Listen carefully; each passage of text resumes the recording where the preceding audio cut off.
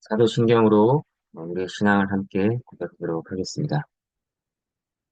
전능하사 천지를 만드신 하나님 아버지를 내가 믿사오며 그 외아들 우리 주 예수 그리스도를 믿사오니 이는 성령으로 잉태하사 동정녀 마리아에게 나시고 본디오 빌라도에게 고난을 받으사 십자가에 못 박혀 죽으시고 장사한 지 사흘 만에 죽은 자 가운데서 다시 살아나시며 하늘에 오르사 전능하신 하나님 우편에 앉아 계시다가 저리로서 산자와 죽은 자를 심판하러 오시리라. 성령을 믿사오며 거룩한 공회와 성도가 서로 교통하는 것과 죄를 사하여 주시는 것과 몸이 다시 사는 것과 영원히 사는 것을 믿사옵나이다. 아멘. 함께 찬양하도록 하겠습니다. 찬송가 85장입니다.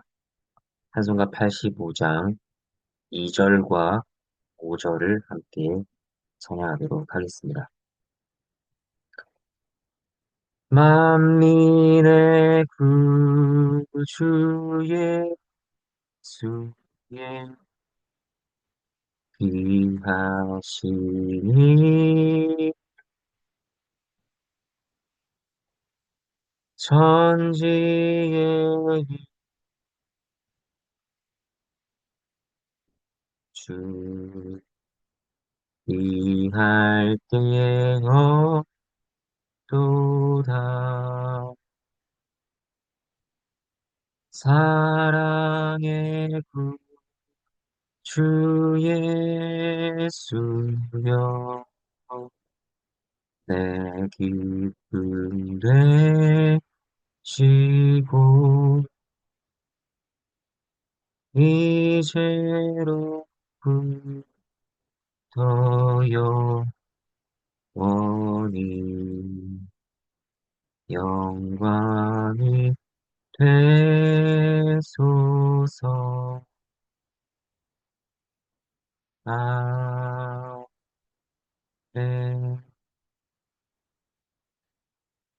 함께 기도하도록 하겠습니다. 하나님 아버지, 감사를 드립니다. 저에게 구주 되신 예수 그리스도를 보내주셔서 저희가 그를 힘입어 하나님 아버지께 나아갈 수 있게 하심에 감사를 드립니다. 구주의 은혜를 저희가 더 깊이 알아갈 수 있도록 저희의 심령을 부드럽게 하시고 또 듣는 귀를 만지셔서 열어주시고 그 말씀이 깨달아지고 또 저희 삶 가운데 흘러갈 수 있도록 역사해 주시옵소서. 이 시간 하나님께 맡겨드리오며 예수 그리스도 이름으로 기도합니다. 아멘. 함께 보실 하나님의 말씀은 누가복음 4장 31절에서 44절 말씀입니다. 누가복음 4장 31절에서 44절 말씀. 먼저 31절과 32절을 보도록 하겠습니다. 하나님의 말씀입니다. 갈릴리의 가버나움 동네에 내려오사 안식일에 가르치시매 그들이 그 가르치심에 놀라니 이는 그 말씀이 권위가 있음이로라. 예수님께서 회당에서 성경을 읽으셨습니다. 그 성령이 내게 임하셨으니 이는 가난한 자에게 복음을 전하게 하시려고 내게 기름을 부으시고 나를 보내사 포로된 자에게 자유를 눈먼 자에게 다시 보게 함을 전파하며 눌린 자를 자유롭게 하고 그 은혜의 회를 전파하게 하려 하시니라. 이 말씀을 읽으셨는데 이제 이 말씀이 어떻게 예수님을 성취되는지 우리는 볼 수 있습니다. 먼저 예수님께서 하신 많은 일들 중에 하나는 가르치시는 것이었습니다. 그분은 선생이셨고 선지자셨습니다. 사람의 권위가 아니라 하나님의 권위로 가르치시는 분이었습니다. 사람들은 놀랐습니다. 다른 서기관들의 가르침에서는 발견할 수 없는 매우 독특한 권세가 있었기 때문입니다. 예수님께서는 가난한 자에게 복음을 전하셨습니다. 드러내놓고 솔직하며 담대하게 말씀을 전하셨습니다. 부자나 권력자에게 말씀하실 때도 분명하게 진리를 말씀하셨습니다. 예수님께서는 진실로라는 말을 자주 사용하셔서 자신의 가르침이 절대적으로 믿을 만한 것임을 강조하셨습니다. 예수님의 통찰력은 맞설 상대가 없었고 예수님의 명철은 가장 심오한 주제도 꿰뚫었습니다. 그의 말씀에 권위가 있음을 생각할 때 우리가 적용해야 할 것은 무엇일까요? 놀라는 것으로 그치는 것이 아니라 그에게 가서 배워야 한다는 것입니다. 세상에 선생들이 많습니다. 많은 가르침이 있습니다. 행복이 무엇인지, 인생이 무엇이며 선하고 악한 것이 무엇인지를 말합니다. 인생에 대한 놀라운 기법들이라며 전합니다. 그러한 가르침들에 우리의 귀가 솔깃할지 모릅니다.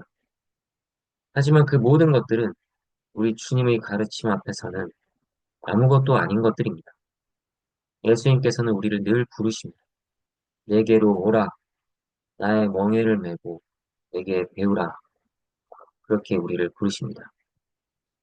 기독교 신앙은 믿는다고 말하고 나서 끝나는 것이 아닙니다. 우리가 그리스도의 제자가 될 것을 요구합니다. 제자로서 계속해서 그에게 배워갈 것을 요구합니다. 그리고 배우는 것뿐 아니라 우리 생각을 그리스도의 가르침에 복종시키도록 요구합니다. 그렇기 때문에 우리는 듣고 배우고 우리 행실이 그리스도의 성품에 일치되기를 부지런히 애써야 하는 것입니다. 이제 33절과 34절 하나님의 말씀입니다. 회당에 더러운 귀신 들린 사람이 있어 크게 소리질러 이르되 아 나사렛 예수여 우리가 당신과 무슨 상관이 있나이까 우리를 멸하러 왔나이까 나는 당신이 누구인 줄 아노니 하나님의 거룩한 자니이다. 이제 예수님의 독특한 권세와 신분이 어떠한 것인지 구체적으로 드러난 사건들을 보겠습니다. 첫 번째로 귀신 들린 자와 관련한 사건입니다. 귀신은 하나님을 대적하는 악한 존재입니다. 하지만 영적인 존재입니다. 그래서 영적인 세계에 대해 직접적인 지식을 가지고 있습니다. 사람이 알지 못하는 영적 일들을 알기도 합니다. 사람들은 예수님이 권위에 놀라기는 했지만 예수님의 정확한 신분에 대해서는 알지 못했습니다. 하지만 귀신은 예수님의 정확한 신분을 알았습니다. 그래서 크게 소리를 지르며 하나님의 거룩한 자라고 밝히는 것입니다. 그리고 그 귀신들은 그 하나님의 거룩한 자가 행할 일이 무엇인지도 알고 있었습니다. 바로 그들을 멸하는 것입니다. 귀신들은 하나님을 대적하는 모든 세력을 멸할 메시아로서 예수님을 알아봤던 것입니다. 그러나 그 지식에는 심각한 결점이 있죠. 귀신들의 알미라고 하는 것은 단순한 사실적 인식에 불과할 뿐이라는 것입니다. 야고보서 2장 19절 말씀입니다. 내가 하나님은 한 분이신 줄을 믿느냐? 잘하는도다. 귀신들도 믿고 떠느니라고 했습니다. 이 구절은 야고보가 신들도 하나님이 한 분이심을 알고 있지만 그것이 구원에 이르는 신자의 믿음과는 다르다는 것을 강조하는 것입니다. 귀신들은 하나님과 예수님을 인식합니다. 하지만 그분을 사랑하거나 순종하지 않고 단지 두려워할 뿐입니다. 그러나 신자의 믿음은 단순한 지식적 동의가 아니라 그것을 넘어서는 신뢰하고 순종하는 관계 속에서 나오는 믿음인 것입니다. 그렇기 때문에 우리가 질문해야 할 것은 예수께서 하나님의 아들이심을 아느냐보다 더 나아간 것이어야 합니다. 참으로 내가 그를 신뢰하느냐, 그를 사랑하고 그를 경배하고 있느냐 하는 것입니다. 그것이 아니라면 우리의 지식은 귀신의 것보다 더 낫다고 할 수 없을 것입니다. 35절 하나님의 말씀. 예수께서 꾸짖어 이르시되 잠잠하고 그 사람에게서 나오라 하시니 귀신이 그 사람을 무리 중에 넘어뜨리고 나오되 그 사람은 상하지 아니한지라. 예수님께서는 왜 귀신에게 잠잠하라고 하신 것일까요? 그것은 귀신이 말하고 있는 내용들이 사람들에게 영적인 혼란을 불러일으킬 수도 있기 때문입니다. 거짓말쟁이가 진실을 말한다고 생각해 보겠습니다. 그러면 우리는 진실이라 할지라도 그 진실이 과연 참으로 진실인가 분별하기가 어렵고 의심이 생기는 것입니다. 그처럼 귀신들의 증언으로 자신이 하나님께서 보내신 메시아라 하는 것을 나타내는 것을 예수님께서는 기뻐하지 않으셨습니다. 잠잠하라 하신 또 다른 이유로 생각할 수 있는 것은 메시아의 신분과 영광을 밝히 드러내실 때가 아직 되지 않았다는 것입니다. 예수님께서는 하나님께서 정하신 때에 민감하셨습니다. 귀신들뿐 아니라 수많은 사람들을 고치신 뒤에도 예수님께서는 그들에게 누구에게도 말하지 말라고 하셨습니다. 아직 때가 되지 않았기 때문이었습니다. 어쨌든 예수님께서는 귀신을 꾸짖으며 나가라고 하셨고 귀신에게 사로잡힌 자를 구하셨습니다. 귀신은 마지막까지 그 사람을 무리 중에 넘어뜨렸죠. 하지만 결국 아무 해를 입히지 못하고 그 사람에게서 나갔습니다. 이처럼 예수님께서는 귀신 들린 자를 많이 고치셨는데 이러한 장면들은 사실 매우 특별하고 희귀한 일이 아닙니다. 믿는 모든 신자들에게 일어나는 일이라고 할 수 있습니다. 예수를 믿기 전 우리의 영혼은 마귀의 종이라 노예라고 성경은 알려줍니다. 물론 스스로는 인식을 못합니다. 내가 자유인이고 나에게 의지가 있지. 누가 나를 강제로 이리저리 휘두를 수 있단 말인가. 말도 되지 않는 말이라 생각합니다. 그러나 실상 그의 생각과 마음과 행동은 하나님을 향하거나 하나님을 위하거나 하나님을 찾거나 할 자유가 전혀 없는 것입니다. 그는 늘 자신을 생각하고 자신이 세계에 갇혀 있습니다. 자신을 위하고 하나님이 아니라 마귀를 기뻐하는 일에만 몰두합니다. 그렇게 죄의 종으로서 마귀를 섬기는 것입니다. 그러나 그리스도께서는 자신에게 나아오는 모든 자들의 모든 결박을 끊으십니다. 귀신은 마지막까지 넘어뜨리려고 합니다. 하지만 그리스도께서는 그 사람이 상하지 않도록 그의 권세로 보호하시고 자유롭게 하십니다. 더 이상 죄와 마귀의 권세와 통치가 아니라 하나님의 말씀이 그를 주장하고 다스리도록 이끄십니다. 신자가 받은 은혜는 이 더러운 귀신 들린 자가 받은 은혜와 다른 것이 아닙니다. 같은 은혜를 입은 것입니다. 이제 36절, 37절 하나님의 말씀입니다. 다 놀라 서로 말하여 이르되 이 어떠한 말씀인데 권위와 능력으로 더러운 귀신을 명하며 나가는도다 하더라. 이에 예수의 소문이 그 근처 사방에 퍼진다. 예수님의 말씀은 권위가 있는 가르침의 말씀이었습니다. 그리고 예수님의 말씀은 귀신을 나가게 하시며 어, 그 영들을 굴복케 하는 권세의 말씀이라는 것이 나타났습니다. 사람들은 예수님이 가르침에서 말로 설명하기 힘든 독특한 권세를 가진 분으로 막연하게 알고 있었습니다. 이제 그것에 추가적으로 권세가, 그 권세가 영들을 굴복케 하는 권세임을 알게 되었습니다. 38절, 39절 하나님의 말씀입니다. 예수께서 일어나 회당에서 나가사 시몬의 집에 들어가시니 시몬의 장모가 중한 열병을 앓고 있는지라 사람들이 그를 위하여 예수께 구하니 예수께서 가까이 서서 열병을 꾸짖으신데 병이 떠나고 여자가 곧 일어나 그들에게 수종되니라. 예수님께서는 귀신을 쫓아내심으로 사로잡힌 자를 자유롭게 하셨습니다. 그 정신이 온전히 돌아오고 영혼의 회복이 일어났을 것입니다. 그리고 이번에는 시몬의 장모의 열병을 고치셨습니다.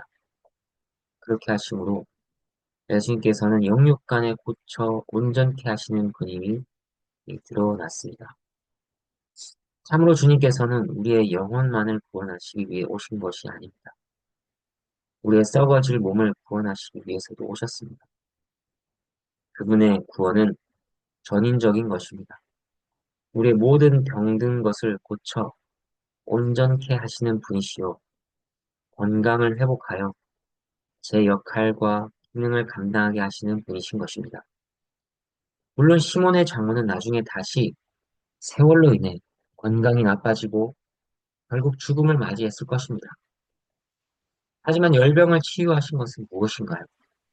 장차 부활의 때에 그녀의 몸이 온전케 되는 그 일을 이루기 위해 예수님께서 오셨음을 가르쳐 주기 위함이었던 것입니다.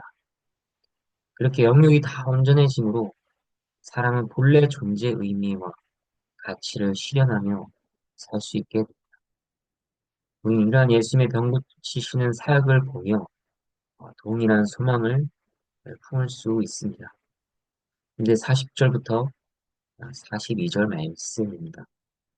해질 무렵에 사람들이 온갖 병자들을 데리고 나오매 예수께서 일일이 그 위에 손을 얹으사 고치시니 여러 사람에게서 귀신들이 나가며 소리질러 이르되 당신은 하나님의 아들입니다. 예수께서 꾸짖으사 그들이 말하면 허락하지 아니하시니 이는 자기를 그리스도인 줄 알미러라. 날이 밝음에 예수께서 나오사 한적한 곳에 가시니 우리가 찾다가 만나서 자기들에게서 떠나시지 못하게 만류하려 하네. 예수님께서는 얼마나 자비가 많으신지 모릅니다. 그는 해질 무렵에 찾아온 자들도 맞으셨습니다. 그들을 돌려보내지 않으셨습니다. 그뿐 아니라 40절을 보면 일일이 그 위에 손을 얹으사 고치셨다고 합니다. 말씀 한마디면 그 모든 무리를 고치실 능력이 없어서 그렇게 하신 것일까요? 그렇지 않습니다. 그는 말씀으로 온 세상을 창조하신 하나님이십니다. 그분에게 불가능한 것은 없습니다. 하지만 일일이 손을 얹으신 것은 무엇입니까?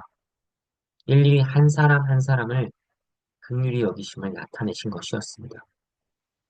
하나님께서는 그의 자녀들에게도 그렇게 대하십니다. 교회 전체를 한 몸으로 부르시고 보시지만 개별적으로 찾아오시고 만지시며 역사하십니다. 인격적으로 각 개인을 만나시며 고쳐주십니다. 42절 날이 밝음에 예수께서 나오사라고 했습니다. 아마 예수님께서는 해진 후에 찾아온 병자들을 밤새워 고치셨을 것입니다. 그리고 날이 밝은 후에야 예수님께서는 한적한 곳을 찾아가셔서 쉬시며 기도하시려고 했을 것입니다. 그러나 무리는 다시 그분을 찾아왔습니다. 자신들과 함께하여 주시기를 구했습니다. 43절, 44절 하나님의 말씀입니다.